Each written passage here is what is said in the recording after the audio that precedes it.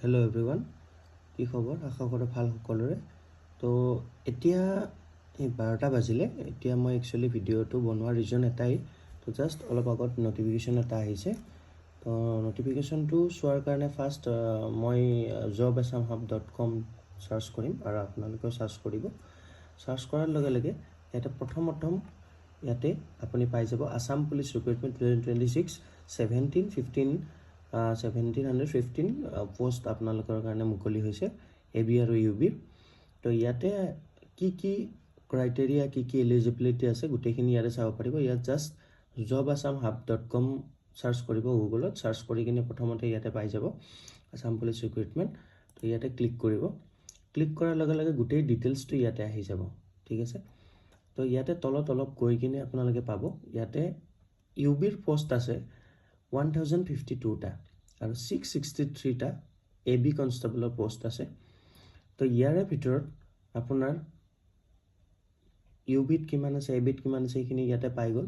Salary কিমান হ'ব, eligibility criteria সকলোৰে কাৰণে, এজ লিমিট কিমান আছে 18 to 25 হ'ব লাগিব। তাৰপিছত কেটেগৰী ৱাইজ কিমান ৰিলেক্সেশ্যন আছে ইয়াতে আপোনালোকে পাব। তাৰপিছত আপোনালোকৰ এডুকেশ্যনেল কোৱালিফিকেশ্যন কিমান হ'ব লাগিব ইয়াতে দিয়া আছে ধুনীয়াকৈ। HS পাছ হ'ব লাগিব বা মেট্ৰিক পাছ হ'লে হ'ব।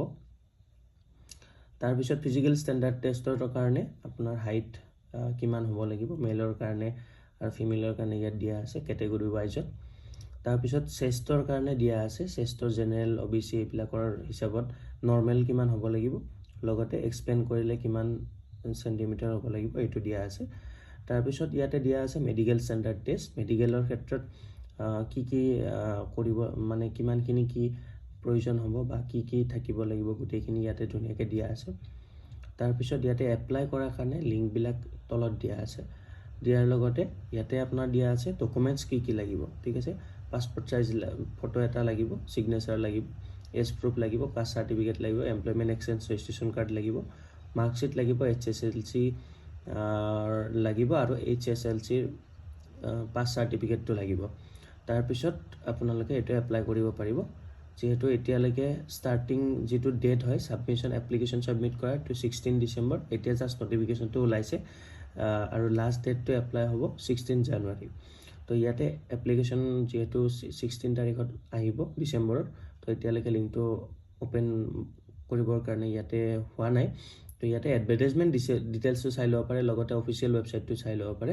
এডভাৰটাইজমেণ্ট ডিটেইলছটো চোৱাৰ কাৰণে ইয়াতে ক্লিক হিয়াৰ বুলি এটা অপশ্যন আছে, ইয়াতে ক্লিক কৰি ল'ব। ক্লিক কৰাৰ লগে লগে ইয়াতে PDF এটা ডাউনলোড হ'ব 10টা পেজৰ। এই PDFটোত আপুনি গোটেইখিনি বস্তু চাই ল'ব পাৰিব, কি আপোনাৰ প্ৰয়োজন হ'ব, কি এলিজিবিলিটিৰ কাৰণে কি লাগিব, গোটেই এভৰিথিং ইয়াতে আছে। আৰু এইখিনি চাই কিনে আপোনালোকে হয়তো এতিয়ালৈকে প্ৰিপাৰেশ্যন কৰি আছে আৰু আই হোপ ভালকৈ কৰক। এই গোটেই এলিজিবিলিটিৰ ভিতৰত আপুনি যিহেতু যাতে থাকে আৰু এই যিটো পোষ্ট এতিয়ালৈকে মানে খোলা দিছে তাৰ কাৰণে যাতে এলিজিবল হয়, সেইটোৱে আশা কৰি আজিৰ কাৰণে বাই বাই।